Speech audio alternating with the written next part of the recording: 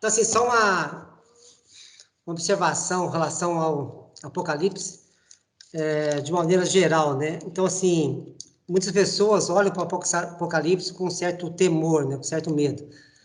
E, realmente, se for analisar pela parte negativa, né? Realmente assusta, né? Que é muita morte, muita destruição, né? Fogo, estrela caindo, né? Enxofre, né? Então, assim, a princípio é algo que assusta realmente um pouco. Mas, quando Jesus fala, né, do princípio das dores, né? O que ele fala, né? Quando virdes essas coisas acontecendo, né? Ele fala, ainda não é o fim, é o princípio. Mas o que ele fala? Temei?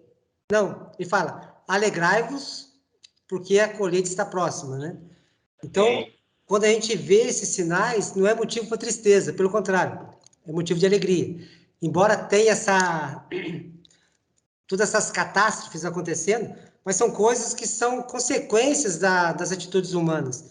Então, assim, embora a gente tenha essa questão do amor, de realmente desejarmos o bem, e Deus mesmo fala, né, que ele não tem prazer nenhum na morte do ímpio, né? Realmente o que ele quer é que todos sejam salvos. Mas, a partir do momento que Deus deu o livre-arbítrio para as pessoas, ele não pode também forçar nada. Então, cada um vai colher o que plantou, não tem como. Então, se a pessoa escolheu a morte, Deus não pode intervir, né? Deus não pode forçar. Então, essas coisas que vão acontecer, é porque Deus quis? Não.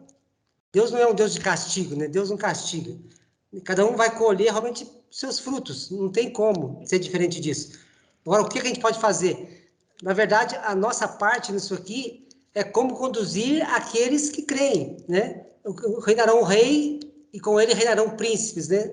Serão refúgio contra tempestade, fontes de água em terra seca, né? Quer dizer, são pessoas que vão se levantar como refúgio para aqueles que estão buscando isso, né? E o que o Pai está fazendo hoje no final dos tempos é justamente isso, preparando um povo para ser esse refúgio, né? Agora, vai acontecer catástrofe? Vai. Vamos ter como impedir isso? Não vamos. Por mais que a gente ore, por mais que a gente dedique aqui, não tem como, porque o mal não acabou, a maledicência, a maldade do homem não acabou, pelo contrário, né? A questão de Sodoma e Gomorra, ah, Deus quis fazer isso, Deus teve prazer em destruir, não. Mas a maldade era tamanha que foi consequência realmente das pessoas aquilo lá. Foi algo que aconteceu decorrente da maldade do homem, e assim vai acontecer também, essa consequência, né? Então, não é quer dizer também que nós podemos cruzar os braços e deixar acontecer, porque não vai ter outro caminho. Tem certas atitudes que nós vamos ter que tomar para aqueles que estão buscando ter esse acesso no Pai, né? É algo que cabe a cada um de nós fazer, né? Então, assim, qual a responsabilidade final? Cada um tem por si próprio, né? Cada um vai ser responsável pelo que fizer. E se eu tenho um papel a fazer, eu tenho que fazer esse papel, independente de qualquer coisa, né? Independente se alguém vai entender ou não, vai aceitar ou não, né? Então, se eu tenho um compromisso, se eu tenho uma obrigação, se eu tenho um chamado, eu devo fazê-lo, independente de qualquer coisa, né? E, como diz, o Ronaldo citou também na semana passada, né? Um planta, o outro rega, né? O outro colhe, mas quem dá o desenvolvimento é o pai. Então, não tem que preocupar se aquele fruto vai dar ou não, se, né, se a árvore vai crescer ou não, eu tenho que fazer o meu papel. O que cabe a mim fazer, eu tenho que fazer bem feito, né? Isso eu tenho que preocupar. Agora, quando eu olho para frente, de maneira nenhuma eu posso me entristecer, nem muito menos atemorizar, né? Eu tenho que me alegrar porque o Pai do Céu está no controle, né? O Deus Altíssimo está no controle, está no comando, né? O Maria está lembrando aqui. Então, ele está no comando. A palavra final é dele, né? Então, o melhor vai fazer, a justiça vai acontecer, né? Então, entristecer nunca, né? Alegrar, não pelo sofrimento, alegrar não pela desgraça que vai acontecer, mas alegrar porque a vontade do Pai vai se estabelecer. Alegrar porque a justiça dele vai se estabelecer, né? É o que precisa acontecer. Né? Bem-aventurado o que tem fome e sede de justiça, né? E é o que o Pai está querendo fazer, trazer justiça. Mas, para isso, vai ter que acontecer essa outra parte, que o Ronaldo também falou semana passada, a questão do perfume. Ele é bom perfume para a vida e é mau perfume para a morte. Entendeu? Não tem jeito. A mesma coisa da luz, né? Ela vai iluminar uns e vai fazer sombra em outros. Não tem jeito. É algo que é inevitável para nós, né? Então, não tem como a gente realmente agradar a todos e ser o bem a todos. Não vai ter como. Então, o que Jesus falou, eu não vim trazer paz, eu vim trazer espada, né? Por causa disso, né? Porque sempre vai ter os dois lados. Sempre vai ter os dois lados. E é importante nós termos essa consciência, né? Sempre vai ter. Então, vai ter vida e vai ter morte em consequência. Se tem luz, tem sombra. Não tem jeito. Nós ainda estamos sujeitos a essa dualidade.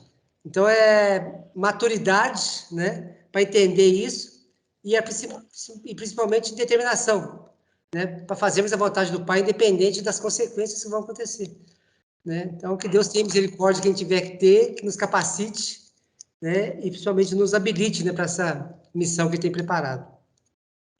Certo? Eu compreendo, Paulo, quando você fala isso, realmente, você está corretíssimo.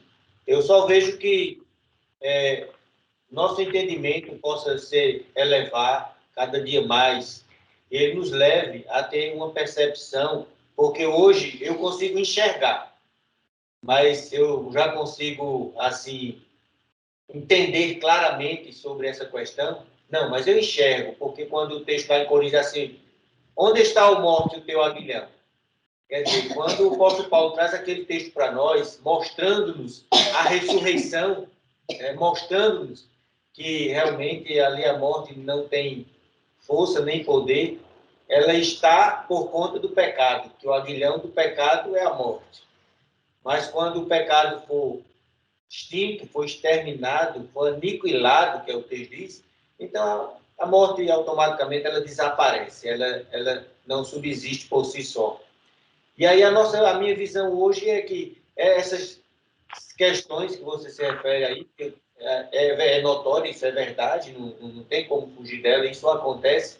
Eu só digo assim, que é um desejo do meu coração, que os nossos olhos enxerguem tudo isso como uma situação inevitável, mas que dentro de um plano de que, na verdade, não há morte, na verdade, não há separação, porque todos encontrarão, todos entenderão, mesmo que passaram pela morte, serão ressuscitados. E os que venceram e não passaram pela morte são transformados. Entende o meu raciocínio? Então, mas o que não podemos esquecer é o seguinte, o que fala lá? Haverá duas ressurreições. Uma ressurreição para a vida e outra ressurreição para a morte. E o que nós estamos falando aqui hoje, né? A questão do... O que está em jogo, não é o espírito. O espírito foi reconciliado, né? Perfeito. Então, o espírito é reconciliado. Então, com relação ao espírito, amém. Com certeza. Né? Nossa vida com o Pai, como ela falou lá, todos serão consolados. O que eu tinha, não vou perder. Mas o que está em jogo é justamente o corpo e minha alma. Então, se eu batalhei, se eu passei por esse processo de endeusamento, eu vou ter minha alma e vou ter meu corpo. Senão, eu vou perder. Então, essa morte vai acontecer para minha alma e meu corpo. Então, minha alma pode ser conquistada ou não, né? Aquele que tem o poder de jogar no inferno, tanto a alma quanto o corpo. Temer não ao homem, mas o que pode jogar no inferno, a alma e o corpo. O que é jogar no inferno?